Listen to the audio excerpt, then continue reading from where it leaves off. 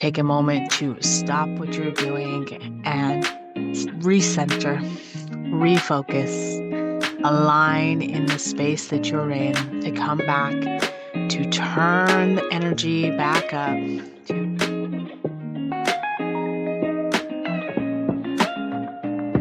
Hello and welcome to Aligned on Time podcast. I'm Chelsea Scroggins, your host, and today I want to talk about coming back into the body when you are so stressed out, when you are burned out, when the things in your life are not going right and you just can't seem to catch a break. I want you to take a moment to come back into your body. Take a moment to stop what you're doing and recenter, refocus, align in the space that you're in to come back, to turn the energy back up, to turn your fire back up, to turn your focus into what it is you need to get done in that moment. A lot of the times right now in today's world, there's such a sense of urgency from everybody because we have these cell phones and we have the internet and we can just be at the mercy of everybody at any breaking moment, right? So we can just text you and we're expecting you to text back and vice versa, right? So you can text me and expect me to text right back. But in reality, when somebody makes something an urgent thing, we automatically think it's urgent too. So I just want to remind you that when somebody does come to you and it's so urgent, you do not have to match that urgency in that very moment. Sometimes you just need to take a moment, take that breath, take a moment to collect your thoughts, take a moment for yourself before you answer back, before you reply to anything, before you do anything next. So when you are feeling so out of alignment, out of your body, so stressed and tense, and your shoulders are just like going up towards your ears, and you just don't know what to do, and you're trying to contain yourself in this body and the image of what everybody else sees you, but you're just tensing up and you're so out of whack. I want you to do this. I want you to plant your feet on the earth. I want you to take a moment to take a deep breath in and bring your right hand flat to your heart center. And then I want you to exhale here. And as you inhale, I want you to take that left hand and place it right on top of the right hand. Exhale here. And I want you to close the eyes if you can, or just soften the gaze. Take a deep breath in through your nose. Release a sigh through your mouth. Let it go. And I want you to repeat that deep breath in through the nose. Sigh through your mouth. Let it go. And do that one more time. Deep breath in through the nose. Sigh through the mouth. Let it go. Keep your hands on your heart. Inhale, slowly open the eyes. Exhale here. And as you do this, I want you to continue to hold your heart.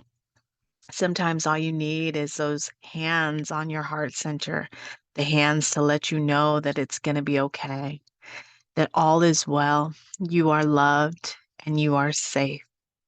Because in the end, that's all that really matters. You just want to feel loved.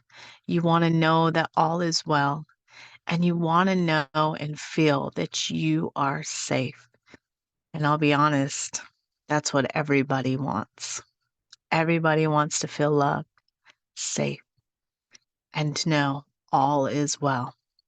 By holding your heart like this, both hands on your heart, you're giving yourself a hug. If you do not have anybody around to give you a hug, I want you to do this often because it is necessary for you to have that hug every single day, multiple times a day. Do not limit yourself to one hug a day. If you can hug as many people in one day, do it. You will feel more alive. You will feel more grounded, more loved, cherished. It just will open your heart, open your mind, open your soul to such wonderful possibilities. Spreading the love, receiving the love, bringing joy to the mind, body, and soul. But again, not everybody has somebody to hug. But I want to remind you that you always have yourself.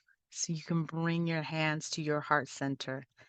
And I also want to remind you to breathe, taking that deep breath in through your nose, releasing it through the mouth, just allowing yourself to release the stress, allowing yourself to release the what ifs, could have, should haves, why nots, allowing yourself to release the urgency of that message, allowing yourself to come back and be more clear headed to respond, to give to the world, to give to that person, to give to yourself, right? A lot of the times we just need a pause. Instead of doing everything on a click, on a flip, on a right now basis, we need to take a moment to pause, think of what we're doing, pay attention to what's happening, and focus on what needs to really happen right now and what can wait for a moment later, maybe a couple hours later. Maybe it can wait till next week. You know what you're working on. You know what you need to do. Do not let anybody else's urgency take that away from you. Respect yourself so that way you can continue to respect others. And I also want to encourage you to set boundaries. There's no such thing as balancing through life. You can continue to think that you can balance and juggle all these things. But in reality, you need to set firm boundaries. And you need to set firm boundaries for yourself. So if you are somebody who works all the time, you need to set a boundary so that way you can play from time to time. So that way you can have self-care moments. So that way you can have time for your spouse, your family, your friends. And if you're somebody that plays all the time and doesn't ever work, you need to set boundaries. You need to have a moment to really get serious and start working on what it is you need to bring to this world. We are all missing your talent and you need to showcase it. And in order to do that, you need to set boundaries on your play. You need to stop drinking so much. You need to stop talking so much. You need to stop complaining so much. Whatever it is that you're doing too much, you know what it is. Set boundaries on that and then counter it with the opposite thing. I hope you enjoyed today's session, today's podcast. I hope you took value from this. And I look forward to speaking with you next week. May you have a wonderful day. Bye.